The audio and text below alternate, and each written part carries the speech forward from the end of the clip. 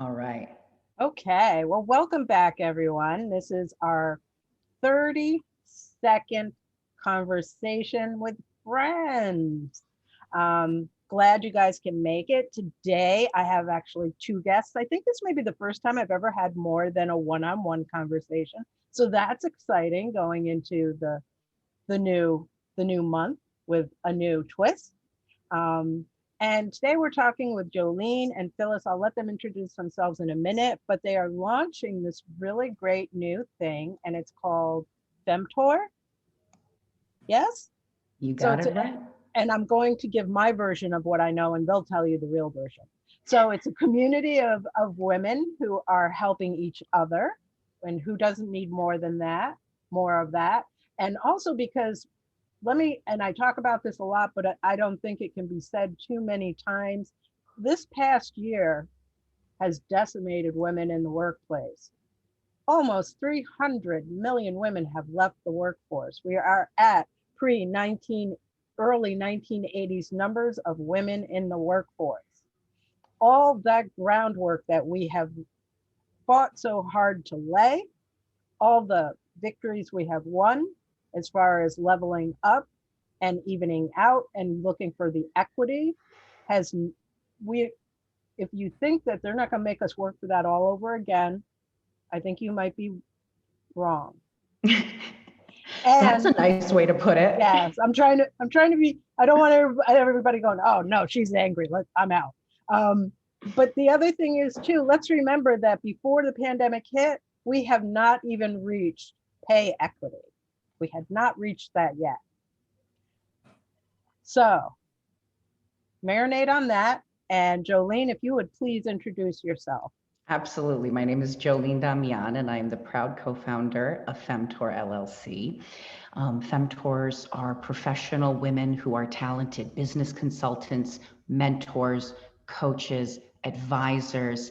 They work with lots of different kinds of people and women, and they're exactly who we want to talk to. So we're an online community of professional women who support, educate, inspire, and collaborate with one another. And it's a big passion of mine to bring women together in a non-competitive environment, to really work with one another in new and dynamic ways. And it's been a beautiful thing that I've had with my friend Phyllis here, with my business partner. That is awesome. I love that you point out that, in a non-competitive way, because as I often am in these conversations, I'm the one who will say the things. So I would like to say that it is my opinion that the whole competitive between other females, that we have to step on each other on our way to the top, is not of our own doing. I believe that is a message that was cultivated in us in order to hold us down a little more. That's just my opinion, people. Your opinion may vary, but I am loving more and more of this. I am hearing more and more ways that we can do this. I am learning about and places where women can collaborate, not compete. And I don't think that we take ourselves further without lifting each other on the way up. Phyllis, tell us who you are. Well, I'm a partner in this crime, so to speak. Delighted to be working with Jolene. We met in a networking environment, and in a New York minute, we just connected. We realized our passions for helping women were aligned. And after a lot of conversation, a lot of collaboration between us, we said, we think we have a good idea. Let's do some market research. So we did that. We did surveys and we did focus groups with women. It just evolved that there's really no opportunity yet for women in consultative services to collaborate, work together, support each other, educate each other, and grow themselves, grow their business. And as a result of sharing among the 4 different groups with different perspectives, different number of years experience, different business scopes, etc., that diversity of experience and training would help each other enrich themselves. And the idea is, collaborate it's so interesting that you use that word, because for us, that was the number one word that came through from women. Women said, we want to collaborate. And to your point, Dawn, about being held back and held down, whether it's, from a male's world or viewpoint, or women just started to believe this, who knows why, our research really validated that women are past that now. That they see that there really is a need for this kind of camaraderie, this kind of community. And we have gotten, I could talk 2 hours about this because I'm so energetic about it, but we've gotten a lot of support and a lot of attention, which Jolene and will, over the course of time as we're speaking, will share with you. But for anyone listening who is a woman out there, you should collaborate with women. You should not be held back. You should not feel intimidated or fearful, because we have the ability. We're just special, we women. We do so much for each other. And just look what we do and what we achieve. So collaboration is a very big part of our community. I love that, because really, if you talk about what a woman's skill set is, number one, we are generationally evolved into these multitasking beasts, right? And coordinating schedules for the entire household, right? No matter what it is that we also have on our plate, and making sure that everybody is safe and healthy and happy, right? Right. And going back to a man's world, men have always built this into their world as far as working, where, they have their golf thing, right? They get on the golf course. They're also doing business. We like to poo-poo that, but they really do. That is how they socialize and do business while also doing something leisurely. But, then they're also meeting at the club and they're doing all that. And I think that finding ways and understanding how women best do that is key. And I love the group dynamic, because I think that's what we do. Like, if I remember back to when I was a stay-at-home mom very early on, when I was raising my son, we got together and we went to the gym, right? And we'd all line up on the bike or the ellipticals, and we would chat while we were doing it. So I liken it to being on the golf course, right? Like, what are the pressing problems at home and how can I help you solve yours? And then we would take it from there, and we would go not to the bar, but we'd go to the coffee shop, right? And have our morning coffee and stuff before we went and started the rest of our day. And finding ways to bring that into working women and how we help each other. I'm loving this, because I think that it plays into our strengths and how we operate. Yes, I think that's a really good point, because women like to talk. They like to get into groups and chat. And that's part of what we will be doing on our platform and in our structure.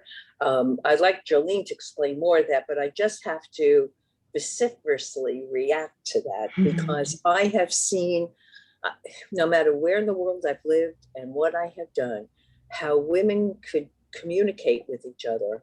And it's a natural to exchange ideas and to talk about things and solve issues and challenges. It's a natural, it is what we do, which is a segue to Jolene to explain one part of our platform. And speaking to, what you said about our strengths, Dawn, when we come together as women, we also fill in each other's gaps on our weaknesses. And I think that's where we really find a beautiful balance. And it's sort of what we'd like to replicate over and over and over again. And it's what we found with each other.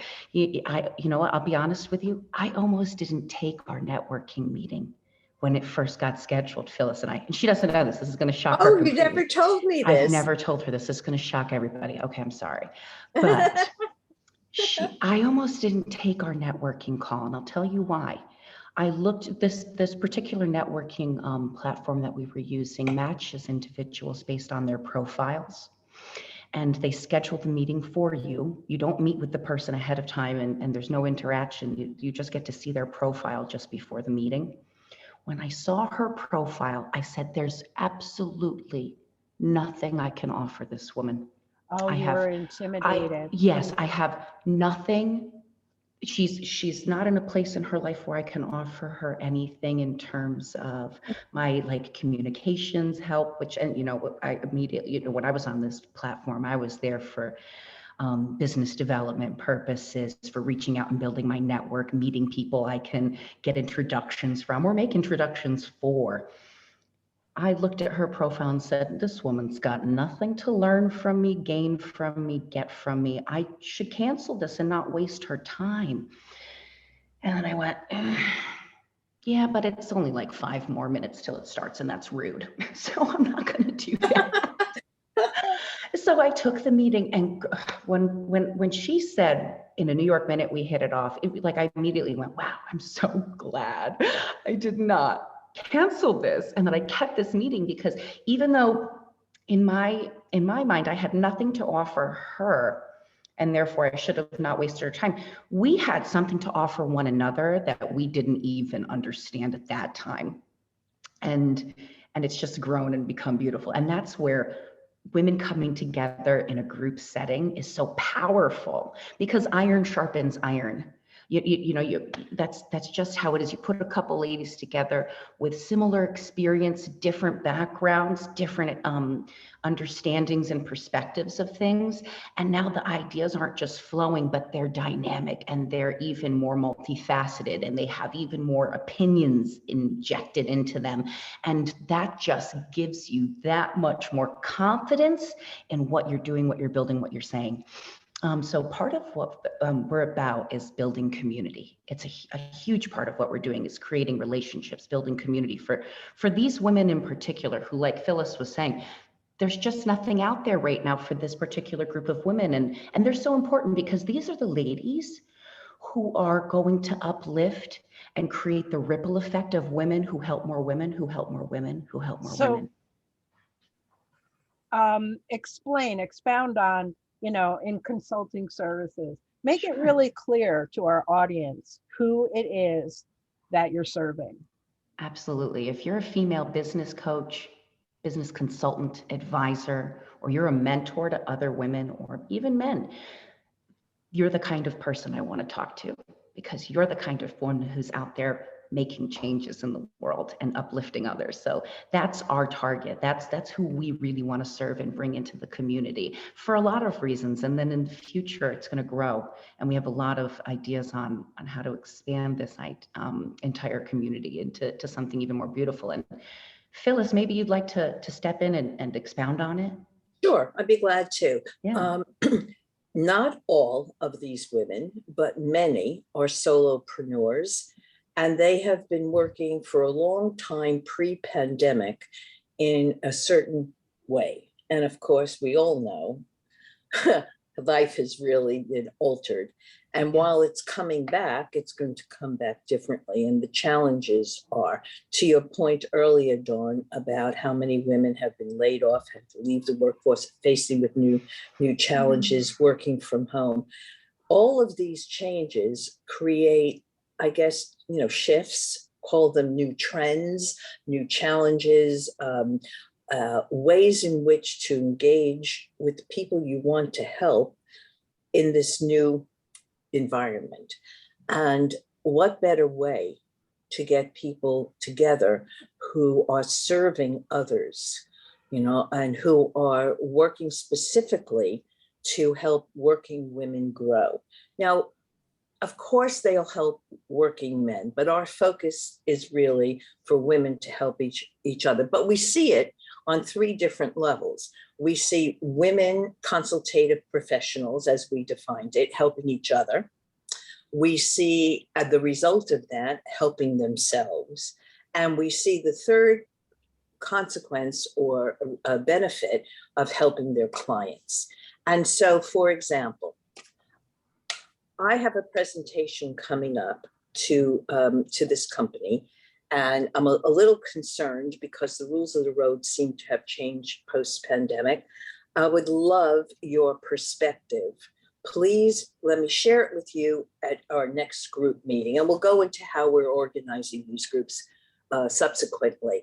But sitting in that on the Zoom call, because it will be in a Zoom format, are 4 other women who have different backgrounds from different perspectives. And they go, sure, show us your presentation. We'd love to give you some feedback. Then the following session, there are 6 sessions in our cycle. We'll get to that momentarily. Somebody else says, I have a client who really has been hit hard by this pandemic. And she'll pay me, but it's late and it's late. Has anyone figured out a really good way to approach this? While I'm sympathetic to her situation, I need to get paid too. So I would love your ideas on how I should approach this. I just want to capture that for a moment, because I think that is something as women is really hard for us, right? To keep asking for, like, we have every right to ask for what we are owed. But I feel like it's such a big block as far as women. And then I'd like to wrap that around the fact that what we're talking about is bringing together solopreneurs who, that is such a lonely place to be, right? And as vocal creatures, as women, right, that is compounded for us. Like we feel like we work in a black hole, a void.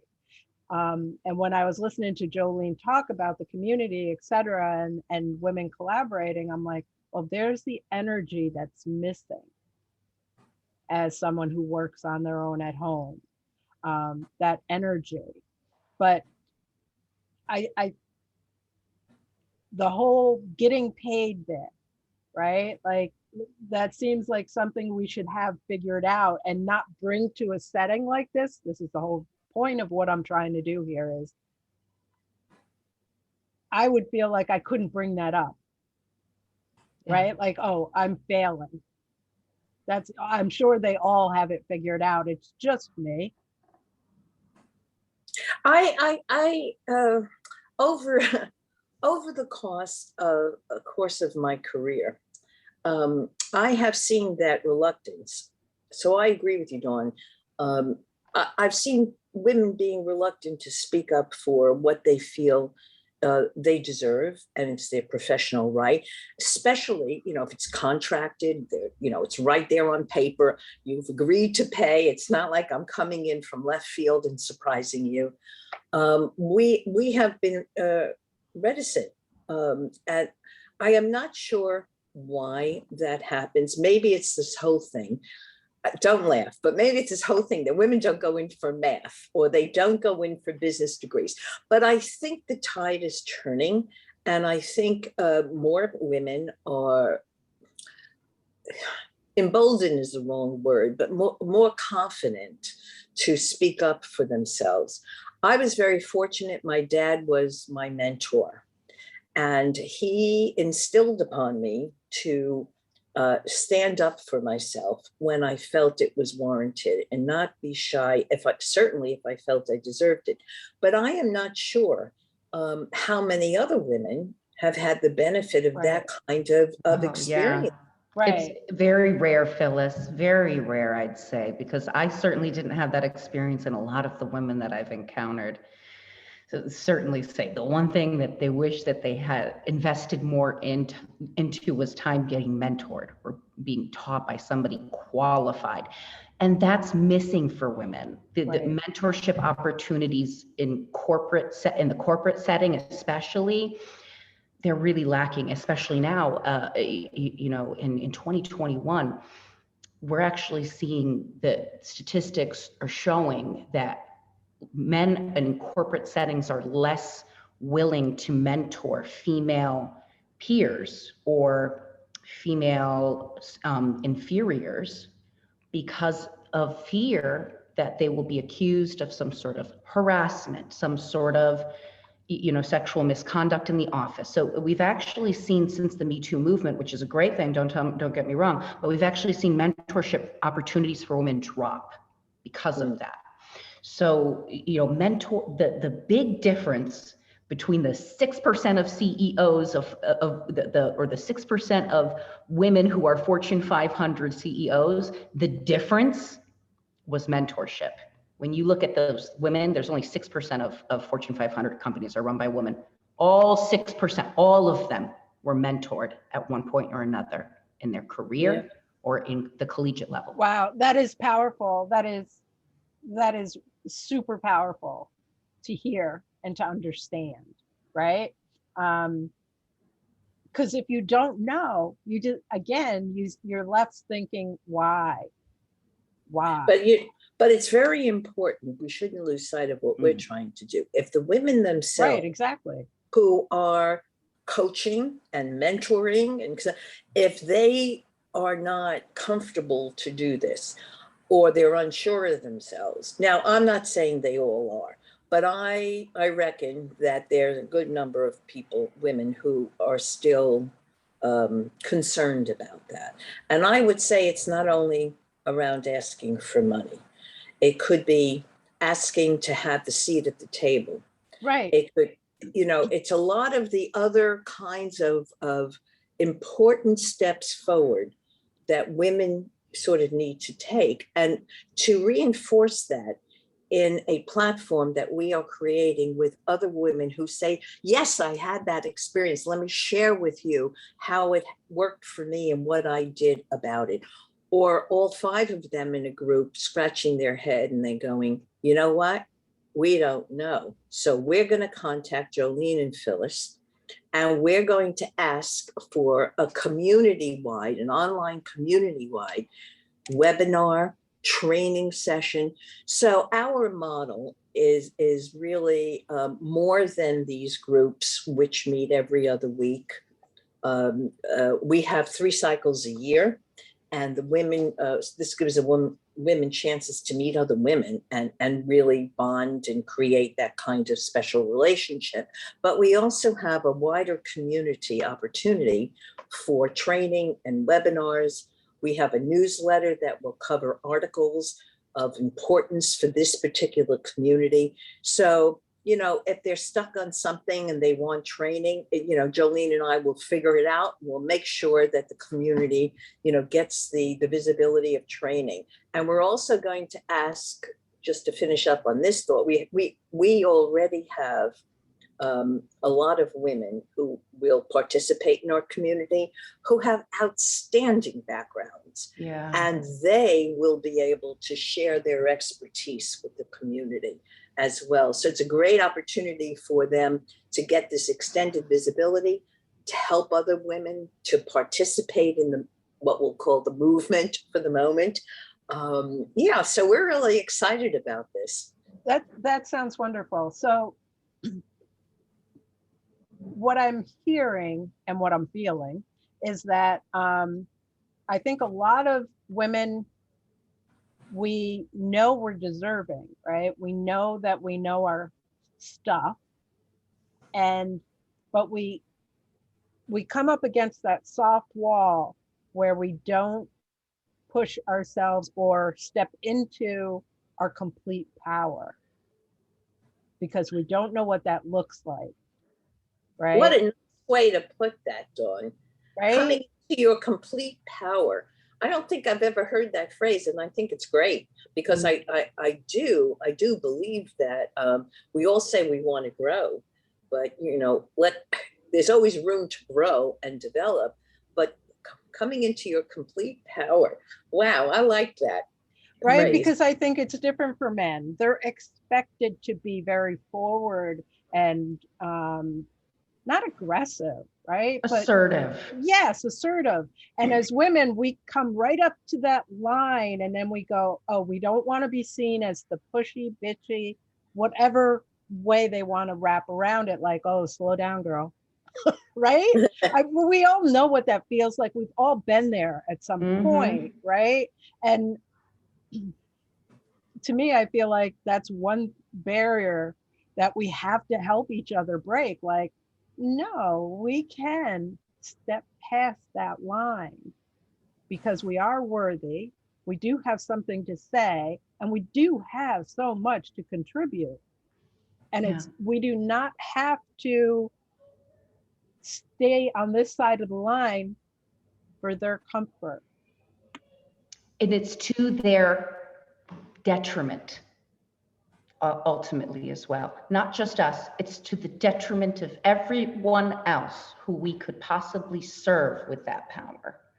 Right. And that's the really important takeaway from that is you when you stand in that, you will lead other women to do the same. You will teach people lessons. You will show your true colors to people. And when you're genuinely yourself with the world, wow, I mean, you'll explode. So it goes even deeper than that. It's to the detriment of the world if you do not step into your power and decide that you are going to fulfill your whole potential. Don't care what the world says about it or thinks about it. I'm ready to be my best version of me. And there's a community of ladies out there who are ready to uplift and support and push me to that level and help me get to that next place I have planned. Right. With all Because discussion, when you do sorry. step up to that line after being in a community like this and having the discussions and hearing the feedback and feeling the support, when you step up to that line the next time, it's not just you, right? You bring all of that with you, right? Yeah. It's interesting in all the conversations that Jolene and I have had between ourselves in creating this networked community. We never use the words or the phrase women's insecurity. And what I'm hearing here, and I didn't even think about it from that angle, that even these professional women who are helping others build themselves up could come to this group with their own insecurities. And that segues back to this safe environment where they could talk with one another. They don't have to say, listen, I'm insecure about this. They don't have to say it that way, but they should not be fearful to bring up their concerns, their worries, and their challenges in a way that people say, you know what? I get it. I get it because I get what you do. Yeah. And I understand the kind of work that you do. And I understand it takes this particular way of thinking or this particular methodology. And have you thought about reading this book? Or have you thought about looking at this documentary? Yeah. Or let's take this outside of the group and maybe we can chat, between ourselves. And so it's very empowering to work together like this. And you don't even know sometimes when you're really going to touch people in a way that brings them up. You just, you don't get a scorecard at the end, but I am sure with good dialogue, and these women are professional and they understand the value of communicating. So as much as they put into the experience, that's what they'll get out of it. And we're excited. I just, we can never talk about this without truly, getting, jumping up and down. That's how much we feel will benefit so many women. Yeah. Right. And Jolene, just like you were saying, you almost didn't take the call with Phyllis because you felt, I mean, if that wasn't an insecure moment, what was, right? You felt like you had nothing to bring her. Yeah, I was, and you just don't know what you're going to glean from that next meeting with your girls, right? That one woman you meet in that group that gives you that one piece of advice that just clicks with you, that sets something off. I don't know if you've ever had that experience, but I've had it like every day when I talk to Phil. But on the same token, though, you never know when you're going to have that one thing for somebody else. Yeah. Right? Because that is just as powerful as receiving, is there is so much power behind helping someone else. Well, I think part of it too is an attitude that you walk into a situation with, open-minded, ready to chat. I mean, in terms of who Jolene is, we definitely, have come from a different number of years experience, from different training and skills. Nonetheless, people could walk into a situation like this and say, well, either she's too junior, or I don't see anything, to help her with. Or you go in and I'm looking forward to meeting someone nice, and let's see, it's a chat. Let's see where it takes us. So being open-minded is very important in life in general, because you never know when you're going to connect with somebody.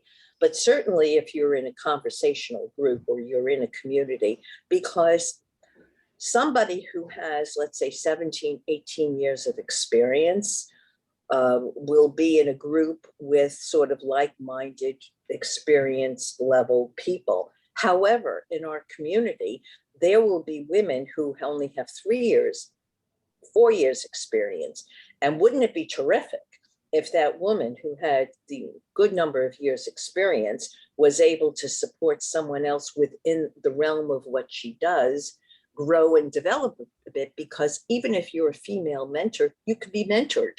Mm-hmm. And, and it's okay. It's okay for that, because, a teacher and a pupil, you learn from each other in some way or another. So in this community, there are a lot of opportunities to help women, both in the group and within the platform in general.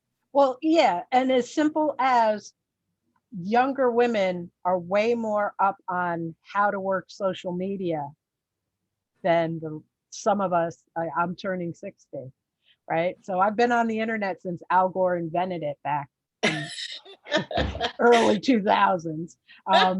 But you know what I mean? But Yeah. There's a generation like my son who's just turned 32. He's never not known a world that doesn't have a keyboard attached to the end of his fingers, right? Yeah, So, very different experience. Right. And they know things so much differently than we do about how, social media works and how to work the TikTok and you know what I mean? Like all the things. Yeah. So but there are other values too to connect with different people. I mean, let's say you have a project and you're missing a particular skill set, and you reach out to the women in the community and you say, well, I'd like to find someone who could offer this part for a project that I'm pitching, or for a project that I have, whether it's in social media because a younger person may be or that person has more than just a few years, but has a niche that it really interests you. The other day, I had a wonderful conversation with a consultant who has fundraising experience. And her fundraising experience, primarily for nonprofits, although she does for-profit work. And if you have a client who's a nonprofit and you're helping them with a marketing initiative, and all of a sudden you can offer someone who's a pro at fundraising, well, I want you on my team while I'm working with this organization. So that's really collaboration, on project, which means, money for each of the women and benefiting other people together, as a team. I mean, it also speaks to referrals, right.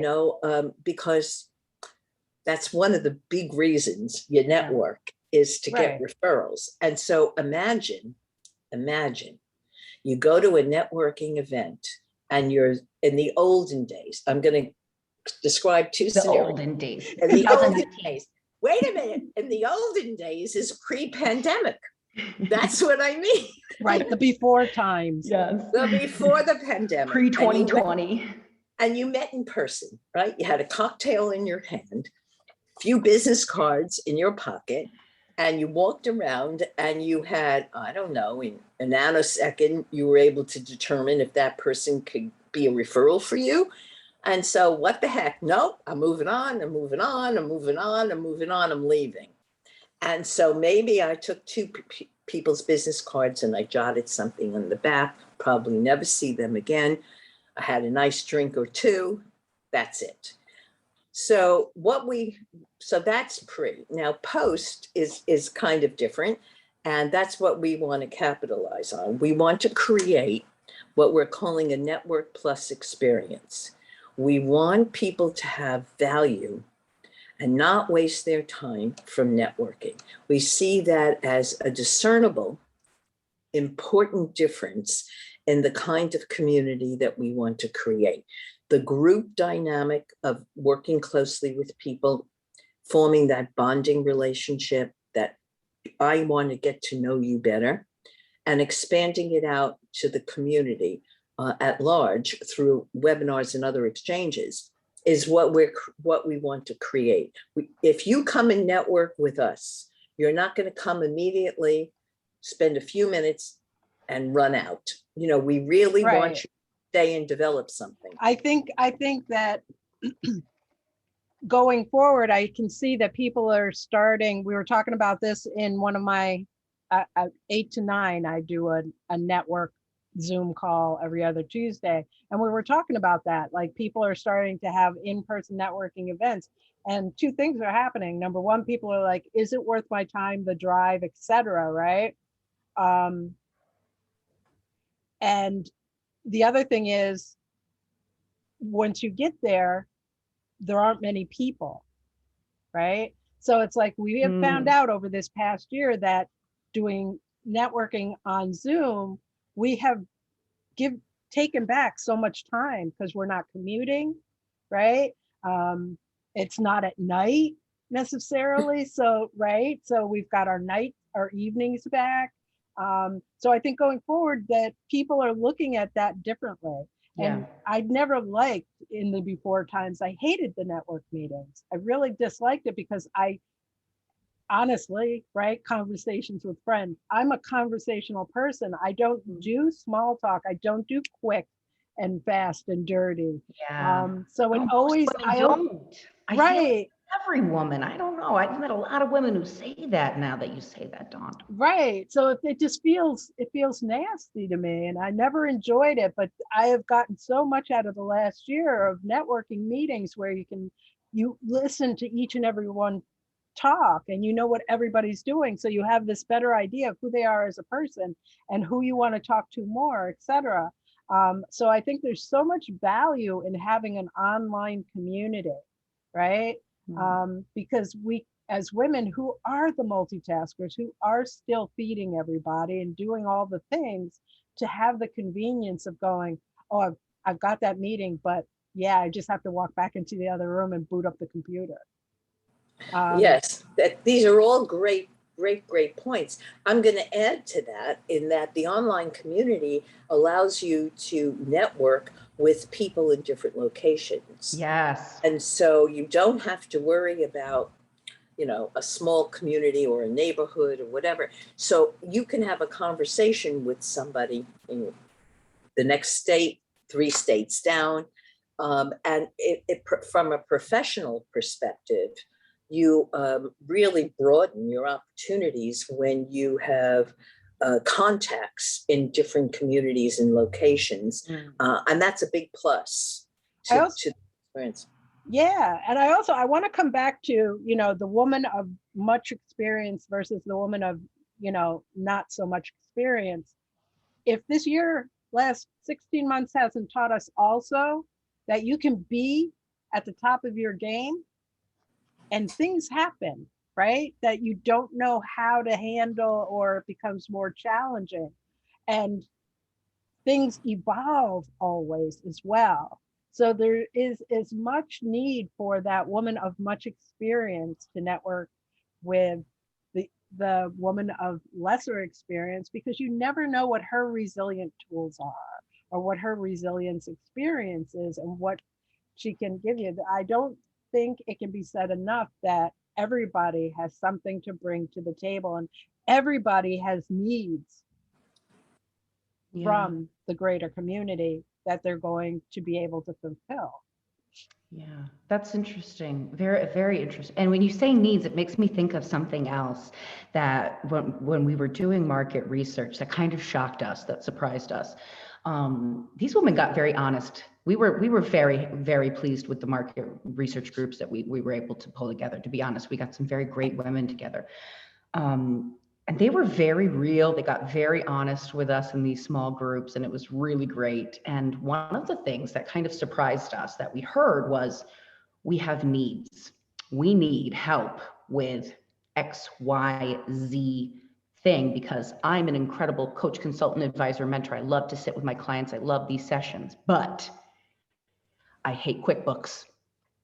I hate doing the taxes. I hate writing all of my own email copy. I am stuck on my marketing. I am stuck on my writing. I am stuck in these other areas that seem to be kind of holding me back from pushing through that to that next level. And I need help in these different areas, but I don't know who to trust and who's going to be the right fit for me, who knows how to deal with my particular, needs. And also, again, coming back to that, these women are solopreneurs.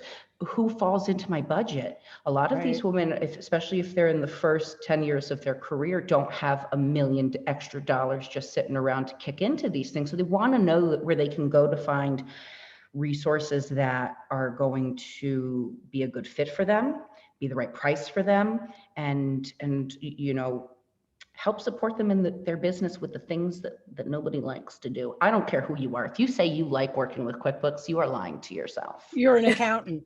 Yes, you are a CPA and you belong where you're at. Good for you. That's a very good point about knowing who's going to be the right fit for you, because I know as a solopreneur, there was a couple of times where you're a couple of months in and you've invested money before you figure out this is not the right person for you. Right. And right.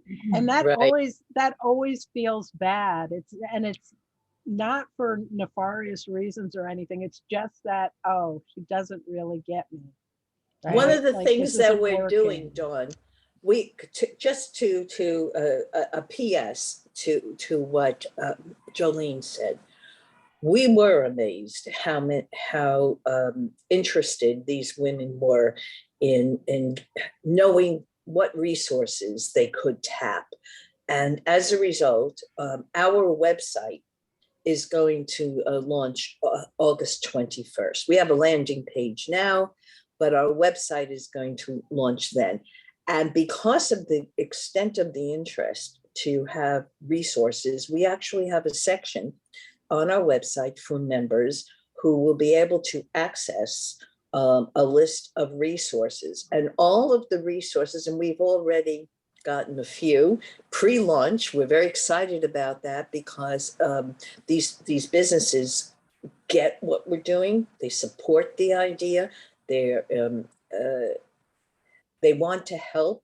And so those that we are listing on the Resource Center, we believe nothing's 100% ever for sure, but we believe will be the right fit. For example, we have one of our key focuses is for people to tell their story. And these women know how to work with people to enrich their story, but they themselves have this story to tell.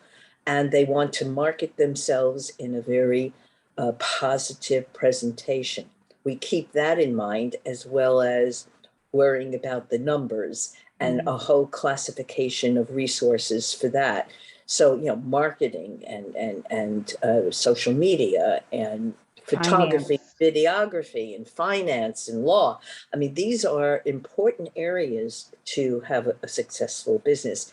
And even if you're out there for a number of years, you may be ready to change your resource. So we're quite excited about this element. And this came from, because you learn from your members, your prospective members, and we listened. So we've created that. That's amazing. So I know, Jolene, you have a hard end at 11. So we've got about a little, 10 minutes, say, to wrap this up. one thing I want to get out there, because you have an open house, a virtual open house coming up. So let's talk about that. I would hate to have this whole conversation and not put that out there. Go ahead, Absolutely. Jolene. Yeah, sure. You're So on. I'm super excited about this event. That's why she's like, Jolene, go. Listen, this is all I've been talking about for like 2 months. This virtual open house is going to be great. We have a couple of hundred women registered to come Wow. and listen to 2 incredible guest speakers. We're going to be talking about how we plan to do all of the things we just said, how we intend to make it work. We're going to get into the nitty-gritty of how our groups work, what's going on, how they meet, what's going to happen exactly. We're also going to be giving away incredible prizes that are going to be customized to this group of women, and they're going to love them. They're, incredibly customizable to their business, and they're just really prizes that are going to uplift them, not just like little gift cards. They're really, really excited about those. And there's also going to be the opportunity to hear about a little bit more about our global vision on how we hope to give back to women globally. So you got to check it out. If you got to, free time, Tuesday, July 13th from 6 to 7, it's going to be a fun, just pumped hour of hanging out with like-minded women and our supporters.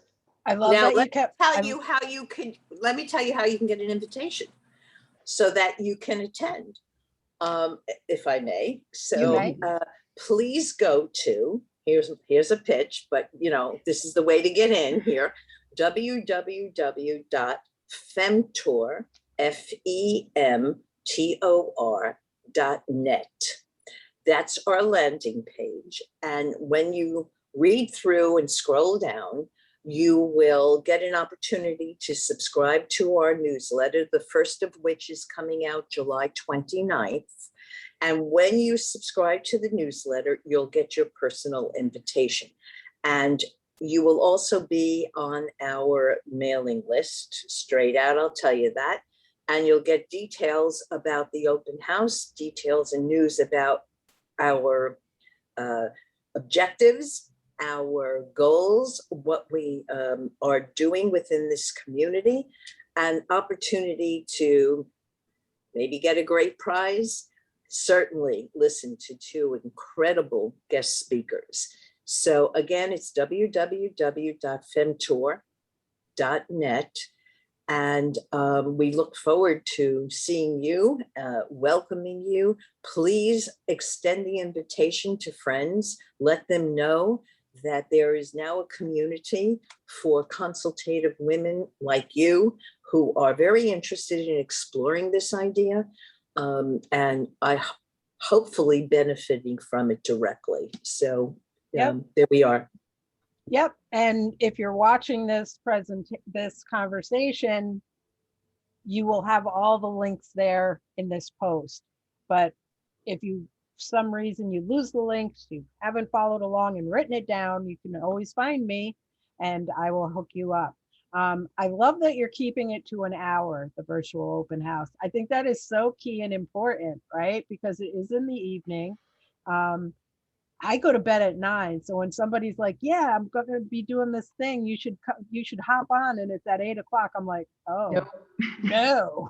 That's a no for me too. I'm 8 o'clock. I'm in bed at 8 o'clock. Like I don't care. Yeah. I'm like, yeah, no, I'm already like doing my face and getting in my jammies. Nope, at 8 o'clock. You're crazy. So I love that it starts at 6, number one, but was it intentional to keep it to an hour and not do the 90-minute thing? No, intentional, because Jolene and I get up early. We put in, like, sounds like you do as well, a very packed day. And we didn't want it to, and we also have different time zones, so we're conscious of that. But we felt 1 hour should be adequate. Look, there's a lot of information that's going to be coming out. Our website's just going to be so dynamic. That's another thing we're quite excited about. So this is a process. It's not like again, it's not like come wrap it up, that's it. This is an ongoing community participation opportunity. But 1 hour with what you will get and read from us is adequate. And I hope. I think it is, and I think it's really important because, like you said, there's people that are going to make the decision that this is right for them. Just signing up for it, right? Just signing up for it. Then there are. Somebody described it to me. There are rabbits and there are turtles, right? Some of us pull the trigger and sign up right away. Then there's the turtles who have to see the newsletters, go to that open house, hear the follow-ups, and maybe let it get started first before they jump in, right? We can't rush them. Everybody goes at their own pace, but I do love, and I think it's important that it was kept to an hour. I think that's very mindful, and that tells me a lot about how the community at its heart is going to work, right? Yes. I feel like you're being really mindful of the fact that women have so much to do. Yeah. And for us to be able to sign on for one more thing, we have to know that we're going to be able to give it our all. Yes, right? and we're so ready to get more out of our time. I think that's where we're at as women. Right. Yeah. I think that's really important. Like, it's not just about fitting in all the things. We only want to fit in the things that work for us now. At least that's the way I feel going forward and how I'm making my decisions. Me too. So Jolene, what do you not want to leave this call without saying? Oh, gracious. I could not leave this call without saying, hallelujah. There's a lot of things I can say. My goodness.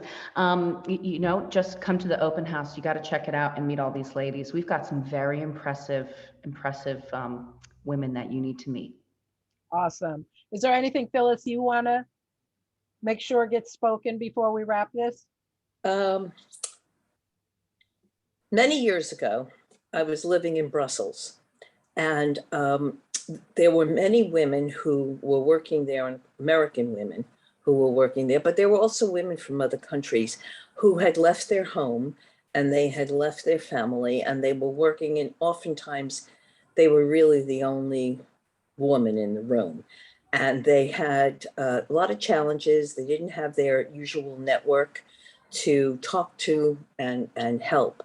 And so I and 2 other women created a community for professional women to collaborate, to talk about their challenges, usually with a series of men bosses, to feel comfortable.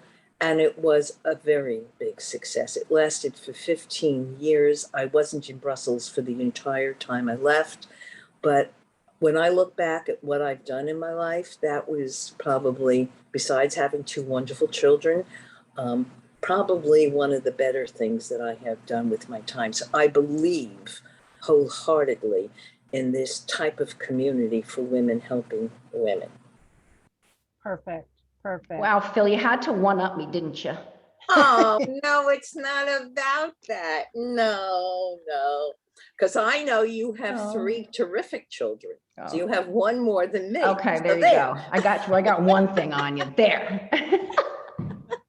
I want to thank you ladies for your time today. I think an hour is really squeezing this. I feel like we could do a series on this topic alone. I really thank you for your time. I love what you're doing. I'm going to register for that open house, even though I don't fit the criteria for being somebody who could be a member. I still want to check out the open house and get a feel for what's happening and the energy. I think that most importantly is something that is so important for women, anybody who's a solopreneur working from home, is getting that energy from other people, that collaborative energy. On top of everything else is just like whipped cream and cherries, man. Yes. Yeah, come catch the energy. I like that. She just came up with our next marketing lines. There you go. I got a million of them. Well, thank you so much for hosting this and inviting us. Really appreciate it. Yes. No worries. Okay, audience, we are wrapping this up. Thank you for being with us. Don't forget to subscribe to all my things because that's how the algorithm works. And I will see you next week with another conversation with friends. Thank you, everybody. Bye.